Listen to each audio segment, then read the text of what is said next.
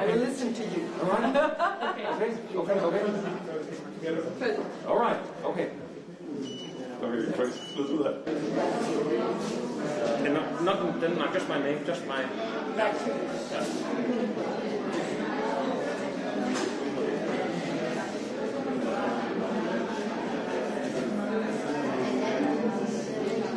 Design. Yeah. Great. Okay. Hopefully, much more. Yeah. Equal.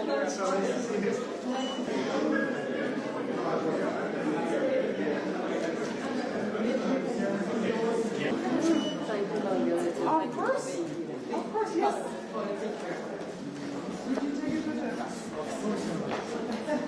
Because then I can put it on my reel to show that we can work together.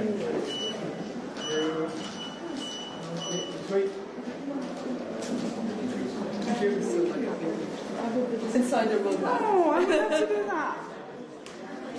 Thank you. Oh, very nice.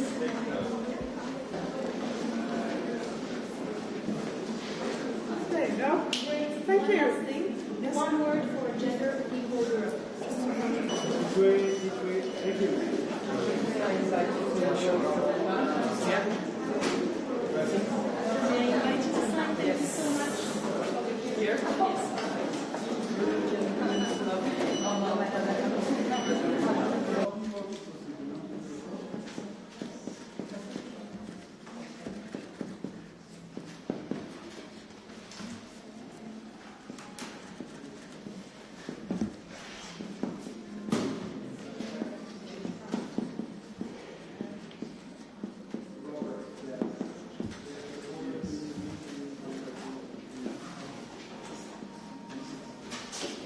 delay, may I invite to the stage to officially welcome you, the EU Commissioner for Equality, Hadja Lahbib. A very warm welcome to her, please.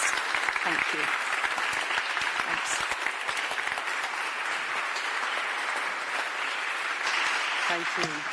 Thank you. Thank you, ladies and gentlemen, distinguished guests, dear friends, and thank you, dear Serena. I am still moved to listen to your wonderful voice, your beautiful music with our eyes closed. I'm sure that, like me, in that moment, I felt the same strength that Nina Simon once felt when she closed her eyes, building self-confidence and raising her voice to sing in front of an all-white audience. And that's exactly, by the way, what we are doing right now today, building self-confidence, strengthening each other, and raising our voices for women's rights, and strengthening the voices of all women. We are here to do something very powerful, to remind the world that women's rights are human rights. And thank you again, Serena. I can't wait to hear more of your music later on. Dear friends, earlier this year, in March, I was in New York for the UN Commission on the Status of Women, speaking about this roadmap we just adopted on behalf of the European Union. And all week long, I was really amazed by how many leaders, even from the smallest islands on the other side of the world, came to say, thank you to Europe. They wanted to know more. They wanted to take these ideas home to their own women and girls. That's when I realized how much fear there is today. Fear of losing the rights our mothers and grandmothers fought for, and how important this roadmap truly is, not just for Europe, but for women everywhere. Because in today's polarized world, the European Union is a lighthouse for rights, for equality, and for hope. We are standing strong against the winds trying to blow us backwards, we will not be pushed back. We will keep gaining ground, step by step. This roadmap is our answer to a very simple question. What kind of world do we want to live in for our children and for our grandchildren? And, dear friend, it's not a secret that I became a grandmother this summer of a wonderful baby girl. Every time I look into her eyes, I wonder what life will be like for her. When she's a teenager, when she's 25, 45, or a grandmother like me, will she be safe from violence? Will she be safe jogging in the park? Will she get a good job with fair pay? Will she get good care if she falls ill? And then I ask myself, are these the same questions the grandmother of a boy must worry about? I'm not sure. And that's why we are here today, to replace this fear with real change and real rights. Dear friends, I want this ceremony to be a real celebration, a moment of joy, of inspiration, and yes, of music. Because what is happening today is a powerful show of unity. Because yes, we did it. We have everyone on board. The EU institution, all of them, the Parliament, the Commission, and every member state, the 27, together with policymakers, advocates, local leaders, social partners, and civil society. Everyone endorses this roadmap. One big avalanche of solidarity supporting this political vision for women's rights at a moment of backlash. I think that this is an amazing achievement. And I'm also pleased to see men here today. You are part of this. We are partner for progress. A world that is fairer for women is also better for men, because equality makes everyone stronger. I also want this ceremony to be a moment of dream. To dream big together, to open our horizons wide, bursting with possibilities for women and girls in all their diversity. A future with no limits to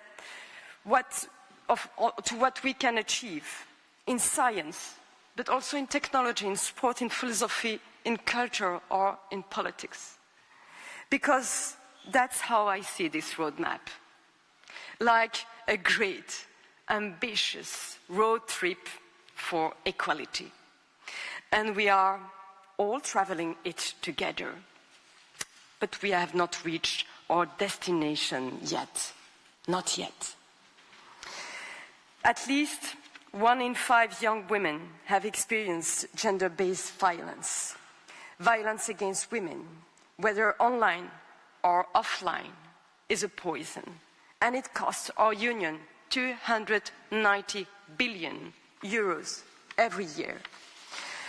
And still today, women are more likely to die from a heart attack, not because they are weaker, but because medicine has been built around men. They are also more likely to die in car crashes, because many safety tests still use dummies based on the male body, which don't reflect female anatomy. This is not biology. This is bias. Bias that kills. In 2025, women in the EU earn an average 12% less per hour than men. Equal work deserves equal pay and nothing less. And today, there are less than 30 countries in the world led by a woman. out of almost 200. Now imagine just a second, a world where the opposite is true, where 170 world leaders are women. And just imagine what the family photo of a global summit would look like. Colorful, I think. I already hear people saying, but that's not fair. And imagine a world where 9 out of 10 CEOs are women. Again, people would say, that's not fair. And we don't want this, of course.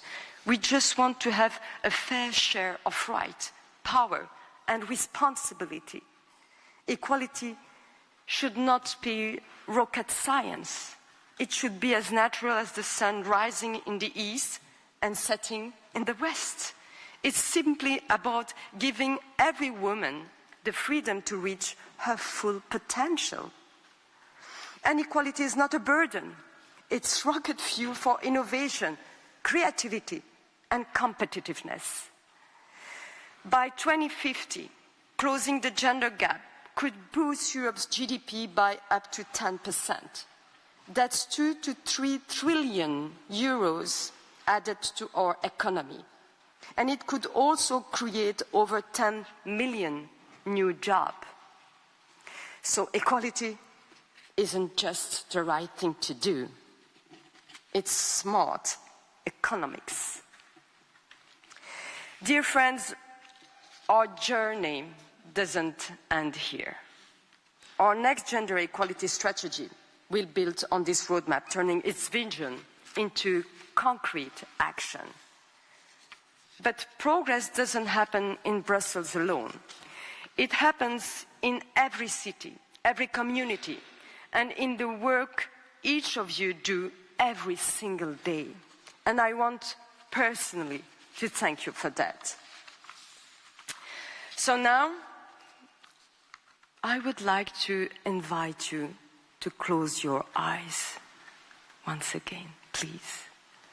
And imagine this new world, a continent of confident women, believing in ourselves, bringing this roadmap to life, making Europe a land of unlimited possibilities. Because when one woman moves forward, all of Europe moves with her. Now, you can open your eyes. And I would like also to invite you to stand up, please. And warmly welcome our next guest, one of Europe's strongest women voices and greatest advocates for women's rights. She is one of the handful of female global leaders, and Slovenia is lucky to have her as president. Please welcome Her Excellency Nataša Pirc-Musar, President of Slovenia.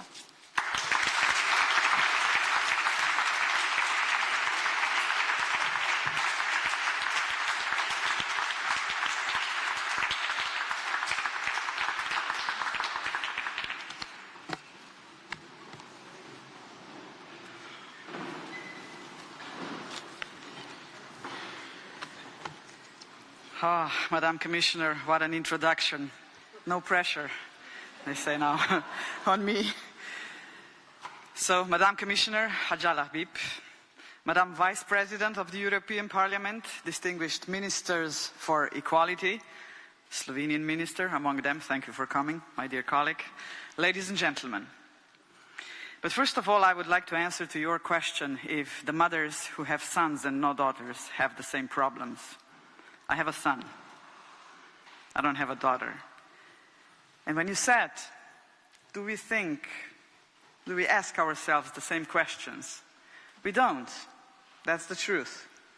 But what I want to pass to my son is that he's going to be nice to all the ladies on this planet, and that he's going to support his future wife all the way through, This is what I am teaching here, and this is what I want him to be. So I believe the Beijing Declaration and Programme of Action stands among the United Nations' proudest moments. And if there is one message that has echoed through the decades since the Beijing Conference 30 years ago, it is, as Hillary Clinton so powerfully said, the human rights are women's rights, and women's rights are human rights, once and for all. We all know this sentence, I know. Those words, together with the Beijing Declaration, inspired and profoundly shaped the lives of many women across the European Union and around the world, including myself as a young woman at the time. Yet, 30 years on, the mood is more somber than celebratory. Progress on women's rights has been uneven, and many of our hard-won gains are now at risk in many parts of the world, and even here within our European Union family. But I say this clearly, going back on women's rights is not an option. We must remember that the European Union played a leading role in the run-up to the Beijing Conference and helped ensure its success. I'm firmly convinced that the European Union must continue to play the leading role internationally, today and in the years to come. It is for that reason that I was delighted to accept the kind invitation of Madam Commissioner to participate at today's event.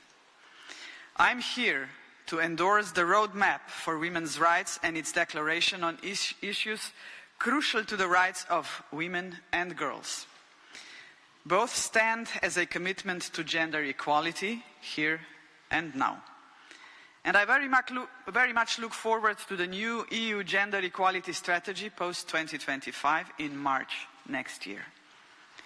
But ladies and gentlemen, we are facing major challenges. 1 in 3 women has experienced physical or sexual violence in the past 12 months. These incidents remain largely underreported, and when they are reported to the police, victims are still far too often subjected to the secondary victimization during the court proceedings. Meanwhile, perpetrators frequently receive sentences that are far too lenient. Here I cannot stress enough the importance of systemic awareness raising. Later this year, Slovenia will once again conduct a national campaign under the slogan "Love Doesn't Hurt," focused on promoting the concept of affirmative consent, that only yes means yes. And that's a revolution in criminal law. You have to be aware of that. Each year on the International Day for the Elimination of Violence Against Women, I attend the National Conference on the Prevention of Violence Against Women. The aim is to strengthen the voice of the victims and provide them with the support they need, while also responding adequately to perpetrators of violence. The EU's accession to the Istanbul Convention 2 years ago marked a historic step. A step that has transcended our political divides and confirmed our shared commitments that in Europe there is no and must be no tolerance for sexual and gender-based violence. Life free from violence is an absolute precondition for gender equality in any society. At this point, I would like to appeal to those states who have not yet ratified the Istanbul Convention to consider doing so. Part of this process is understanding what the Convention truly represents and what it does not. This also means dispelling confusion around the term gender and moving beyond ideological disputes. The Convention does not require unconstitutional changes. Its aim is to upgrade the rights for the safety and, above all, dignity of women. I say this in a spirit of solidarity and encouragement to our EU partners who have yet to ratify it. Please, overcome the remaining obstacles, be they legal, political, or social, in order to ratify the Convention as soon as possible. Ladies and gentlemen, the sexual and reproductive rights of women and their human rights. In the words of Slovenian Institute, 8th of March, my voice, my choice. The young members of this institute are campaigning tirelessly for safe and accessible abortion across Europe and have collected over 1.1 million signatures from all over the continent in support of this initiative. I call on the European Parliament and the European Commission to take these voices seriously. For more than 20 million of women in Europe still lack access to safe abortion. More than 20 million. Gender equality means also equality in leadership and decision-making. Unfortunately, we remain far from achieving equal political participation, both domestically and internationally. I am sure you will agree with me that it is time for the first Secretary General of the United Nations. It has never happened before.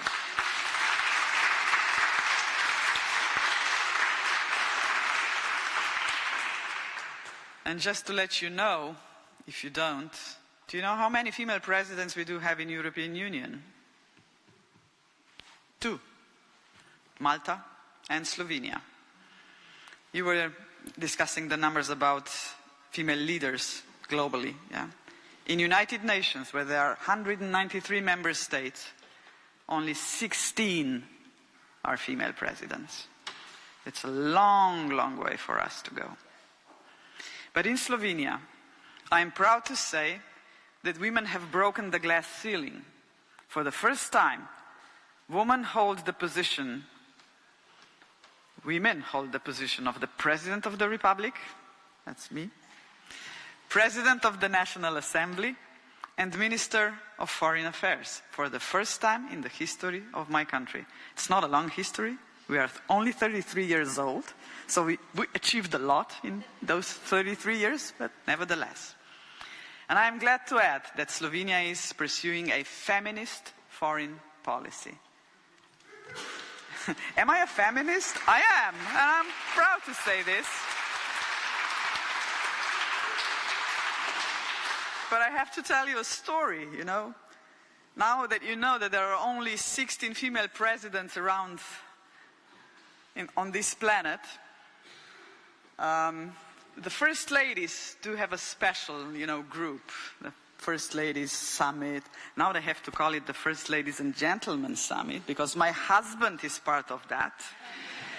So he's blessed among women, but he's always saying, I am a feminist because I will support my wife and women like her. And I'm greatly thankful that he's a voice in the Ladies Summit as well to promote gender equality. Economic inequality and the gender pay and pension gaps persist. I find it alarming that in Slovenia, 1 in 3 women over the age of 65 lives below the risk of poverty, so below the risk of poverty threshold.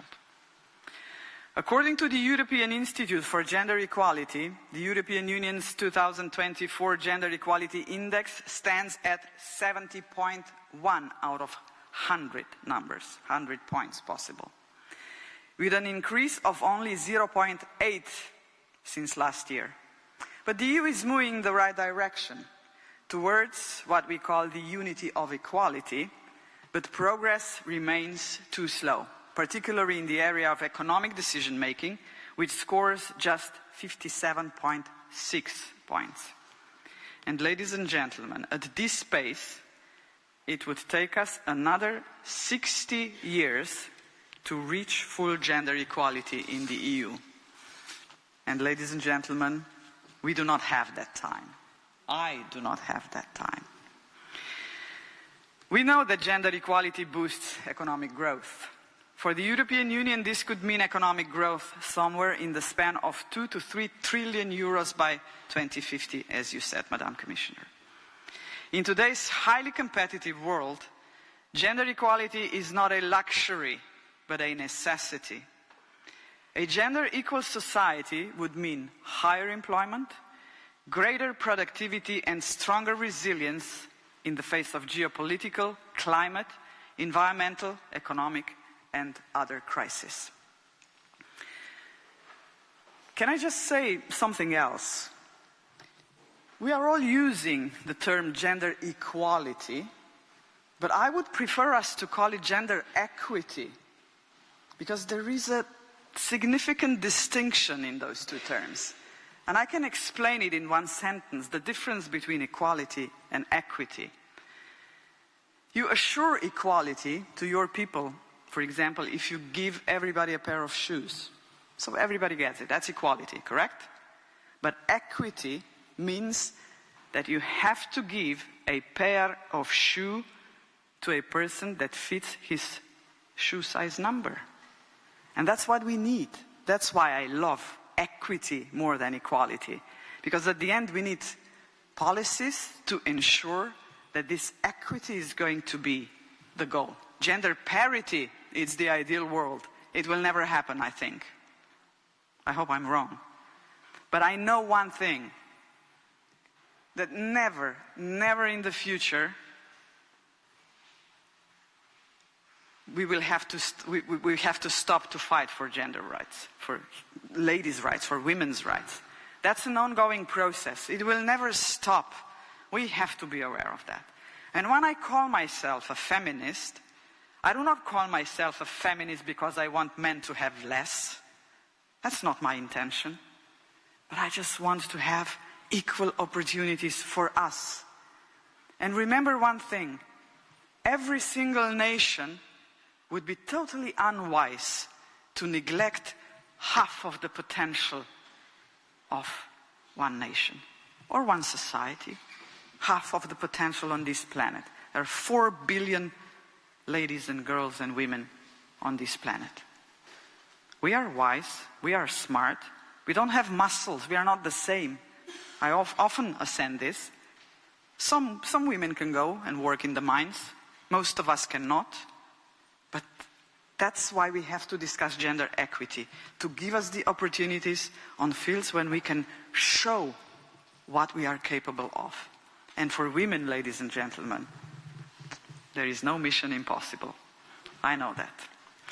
So to conclude, ladies and gentlemen, gender equity is an absolute precondition for a strong European Union.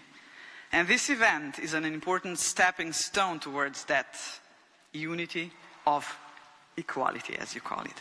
And I thank you for that, Madam Commissioner, and I thank you all for your kind attention. All the best to you. Continue to fight. We can do it. That was the slogan.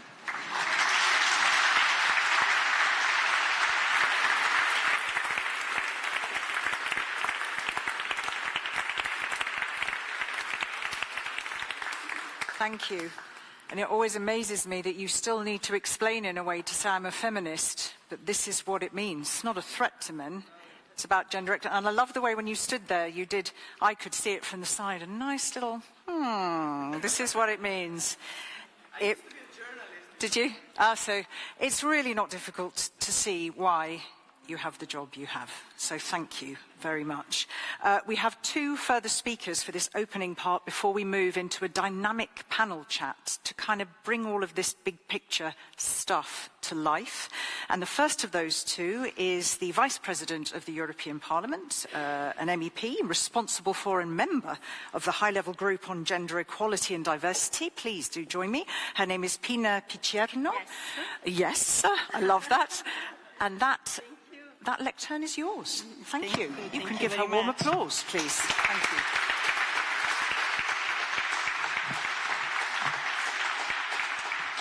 So, dear Commissioner Lahbib, dear President Pirce Musat, dear Minister Hoyneke, and distinguished guests and dear friends, it is with deep pride and profound conviction that I stand with you here today for the endorsement of the Roadmap for Women's Rights, a declaration that reaffirms the beating heart of our European democracy. Equality, dignity, and freedom for every woman and girl. We gather not only to sign a document, but to renew a promise that the European Union will never stand inactive when women's rights are attacked, when our voices are muted by violence, or when inequality threats to erode the foundations of our shared future. The roadmap for women's rights is more than an institutional commitment. It is a moral compass that reminds us that freedom from violence, equal pay, fair work, and political representation are not privileges to be gained, but rights to be always guaranteed. And across the 8 principles of this declaration, from eradicating gender-based violence to ensuring quality education, from equal employment opportunities to inclusive political participation, we see a vision of a Europe that is not only fairer, but stronger, because gender equality is not a women's issue. It is a democratic imperative, an economic necessity, and a test of our humanity. I have dedicated much of my public and, of course, political life to one of the most painful and urgent struggles of our time, the fight against gender-based violence. Every woman in Europe has the rights to live free from fear, a fear that is common to every one of us, no matter from which country, which community, of which religion or social background. We all have in common the fear of being a victim of violence. And still today, too many of us face it. In their homes, in their workplaces, on our streets, and increasingly and worryingly online. This is why the first principle of the roadmap, freedom from gender-based violence, must remain at the very center of all our policies. Because until every woman can walk freely, speak freely, and live safely, our union cannot truly call itself free. At a moment when democracy itself is under pressure, and when anti-gender movements seek to roll back decades of progress, Europe must stand united. We must say clearly and without hesitation, there is no going back. The world looks to the EU not only for economic strength, but for a moral leadership. And through this roadmap, we are sending a message of hope and courage that equality is an imperative, that women's rights, as you said, are human rights, and that Europe will continue to lead by example. The signatures are, of course, symbolic, but symbols matters. They remind us that progress is built by solidarity, and that every act toward equality reinforces the whole of Europe. So let this roadmap be our common path towards a Europe where women and men share equal opportunities, equal pay, equal power, equal respect. Let it guide us towards the next gender equality strategy and towards a future in which no woman anywhere in our union is left behind. The journey continues, of course, and together we will never go backwards. So thank you, Commissioner Lahbib, and thank you to all of you.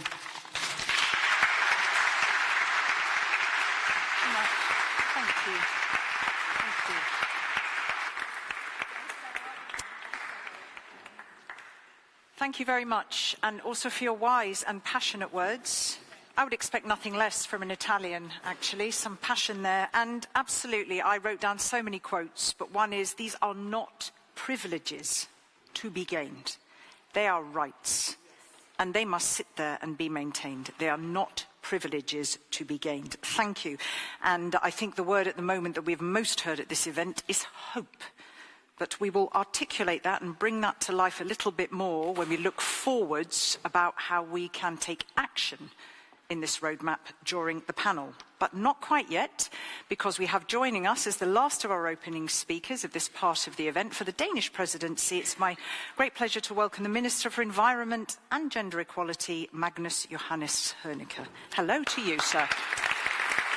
Thank you.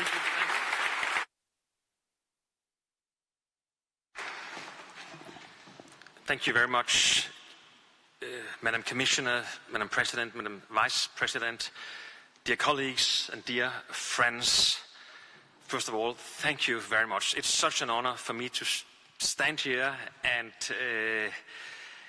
to be listening to your inspirational speaks. And no pressure. It is a pressure, but it is important for me to reaffirm our shared commitment to achieving a gender-equal society.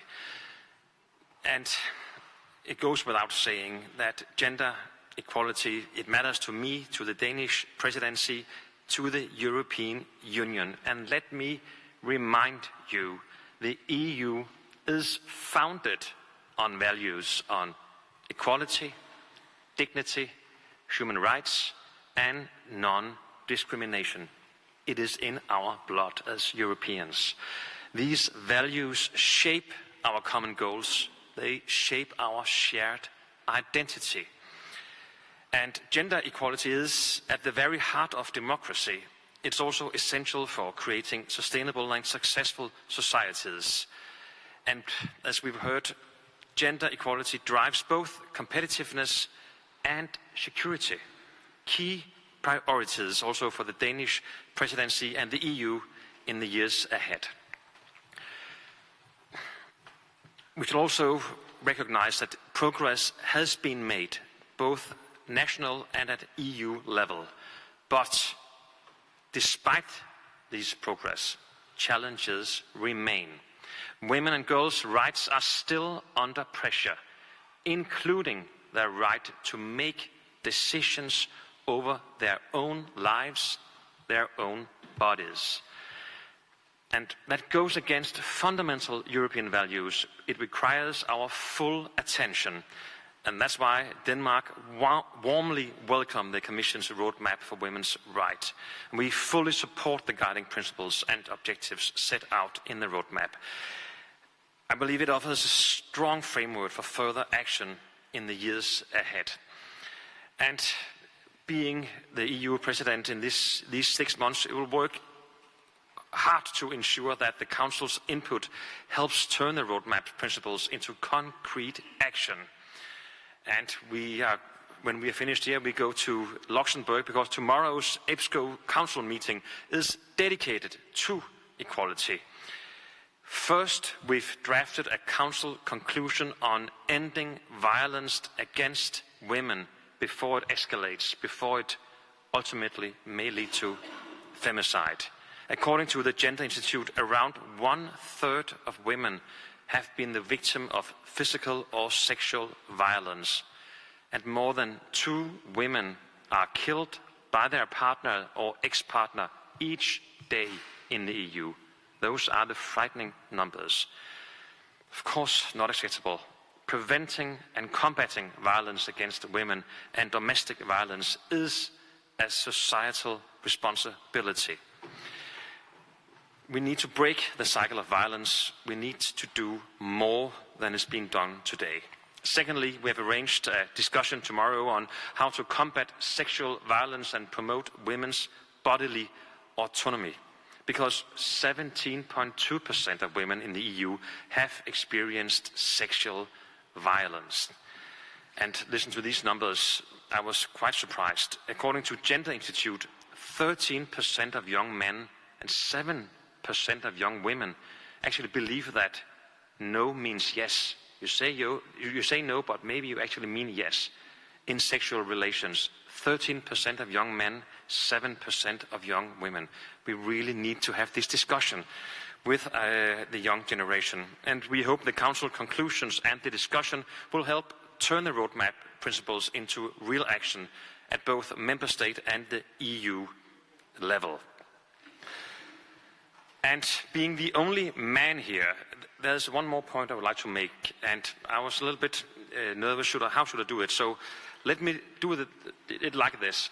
To the young men in all corners of Europe, we see you, we count on you, and we also know that modern gender equality policies must also recognize the roles of men and boys.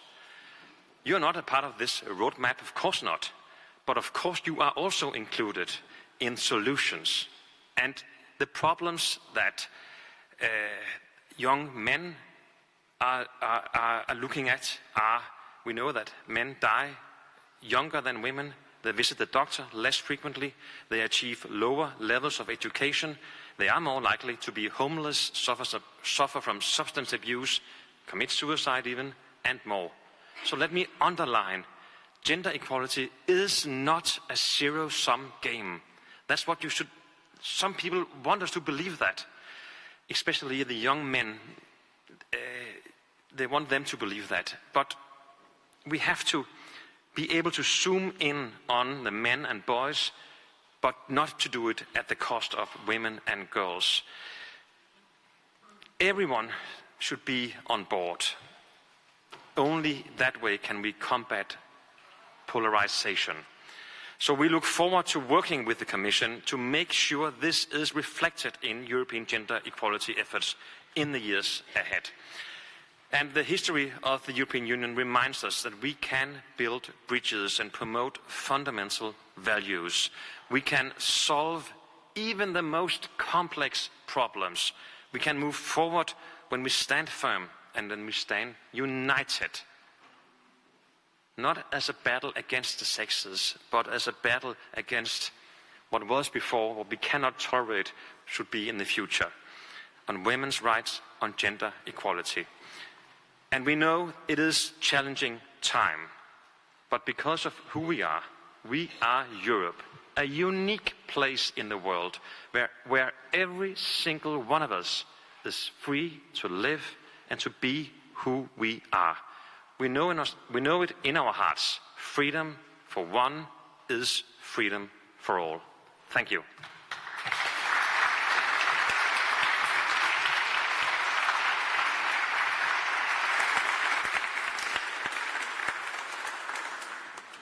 Thank you so very much. And as the Commissioner said, you know, we are, I mean, it doesn't need either the Commissioner or me to tell you, we are in, you know, a real moment of backlash, and you make a very valuable point there. Everybody needs to be part of this conversation and these solutions. Everybody. And when people are...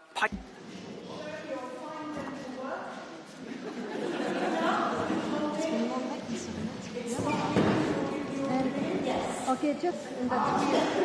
So yeah, except there are less people there, yes, and you go. Sorry, that was really weird. And go like.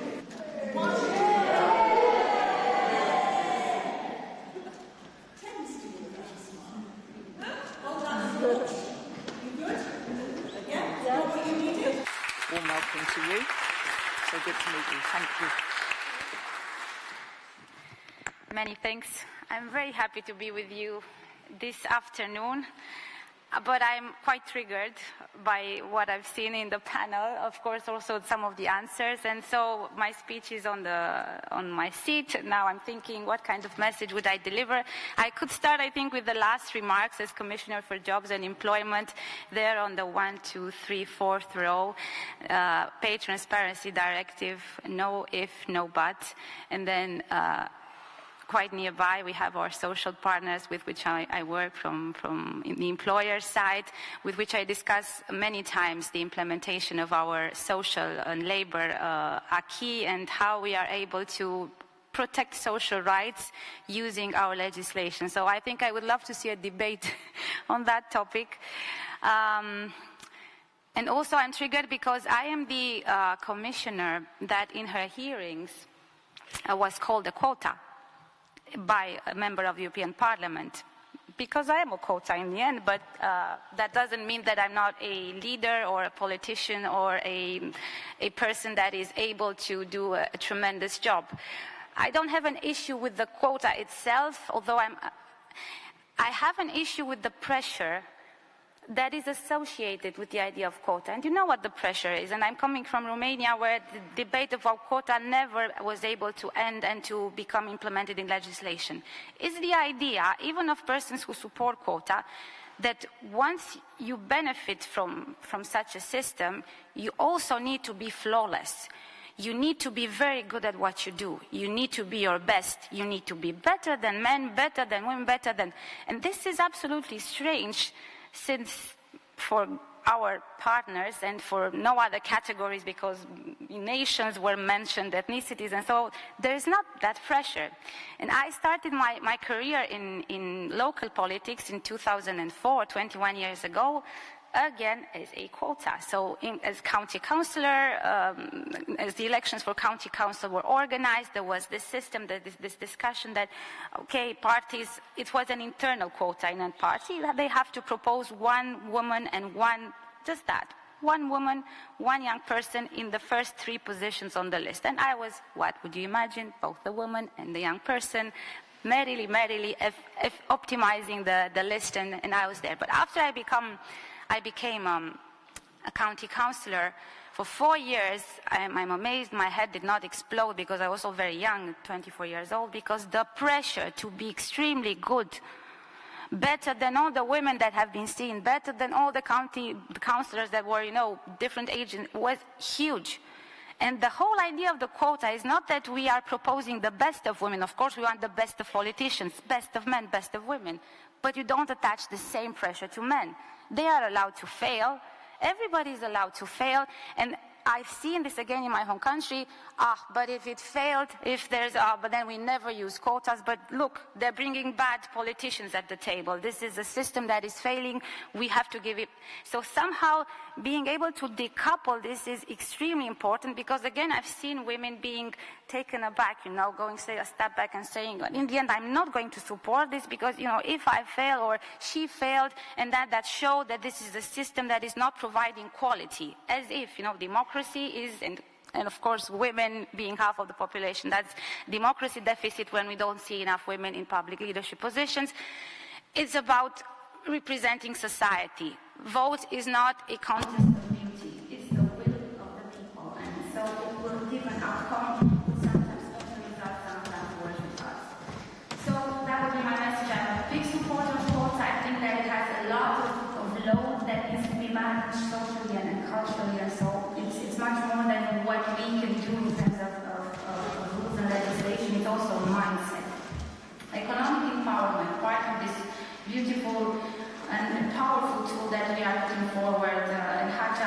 congratulations, not just for your work, but congratulations for the spirit. Because she has such a wide portfolio and she has such a complex role, and still for equality and especially for women's rights, you can feel her passion and her authenticity with every policy, paper or intervention in the college. And thank you so much for being here.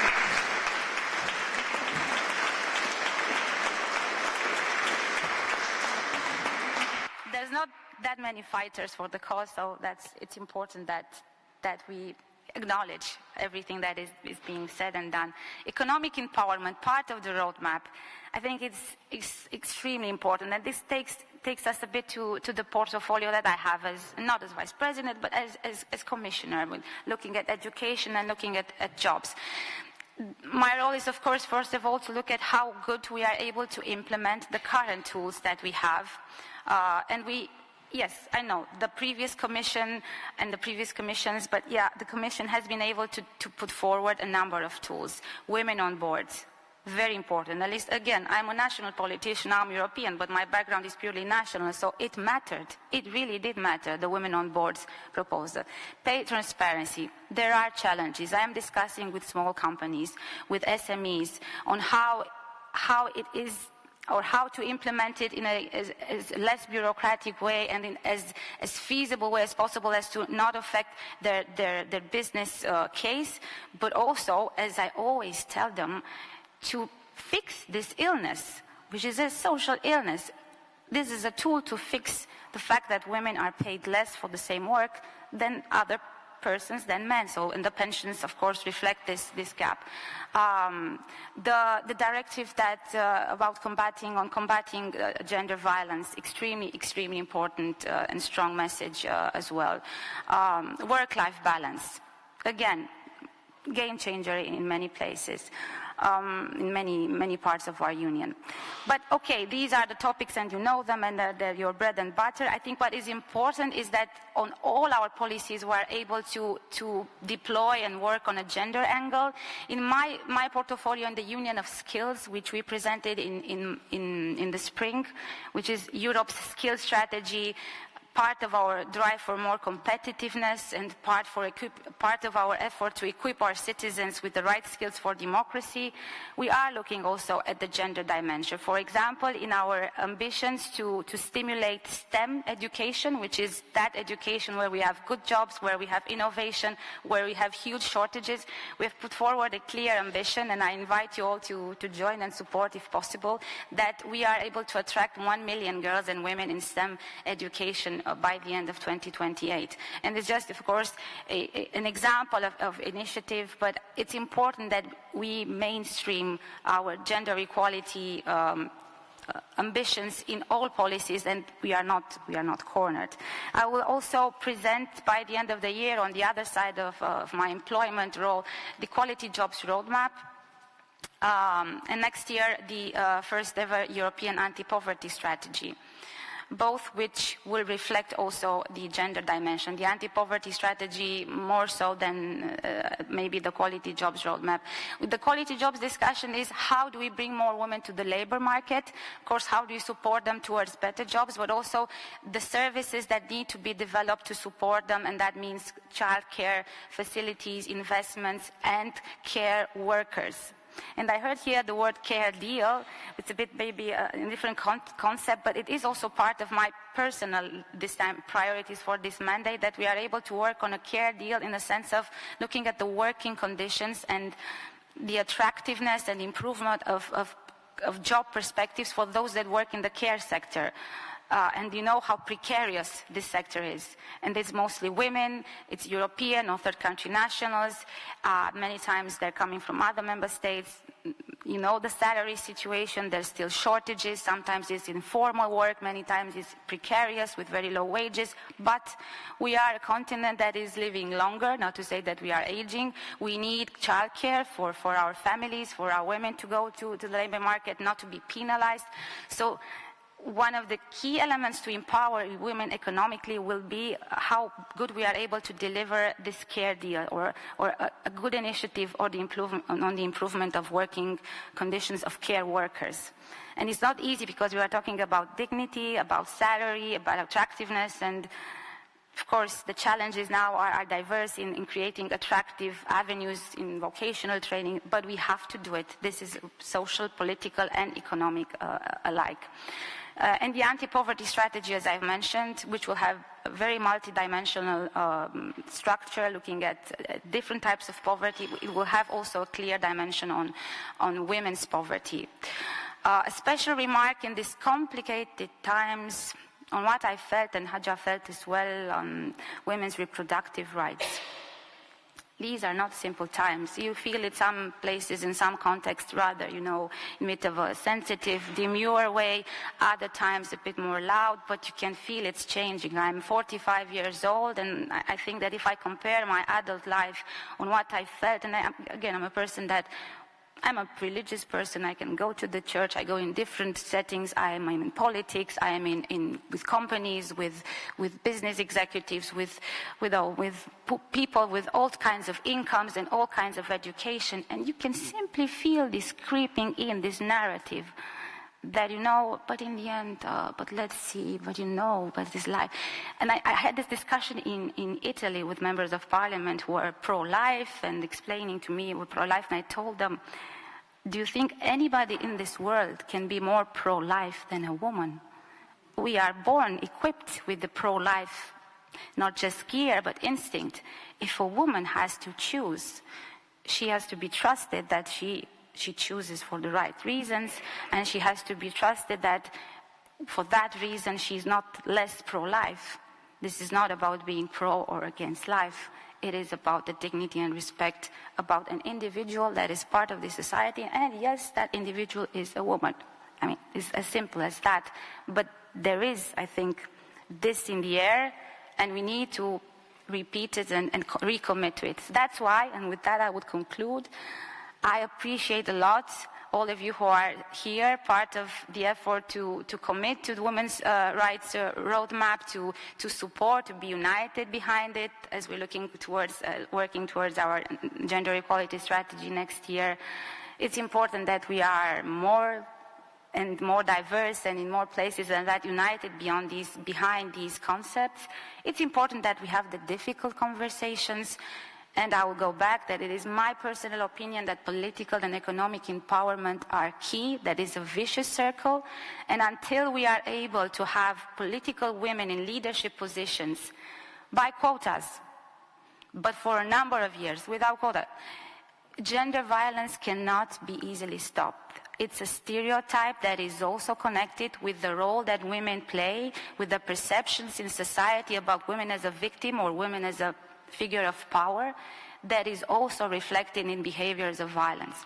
Anyway, a lot I would have to tell you about this. My full support to Hadja's work, to all of your work in your organizations and member states, my openness to have the difficult conversations and find the correct solutions so that we indeed can look in women's eyes, not here in a village, in a neighborhood that suffers from poverty, in women that have suffered, and tell them, yes, I believe that your rights are human rights, and I'm making it so that it's becoming a reality. Thank you so much, and best of luck to you and your work. Give me a moment because we'll do a photo. Thank you. Yes, I was going to ask if we could have a photo. There we go. So warm applause, I think, for a very passionate, eloquent, comprehensive...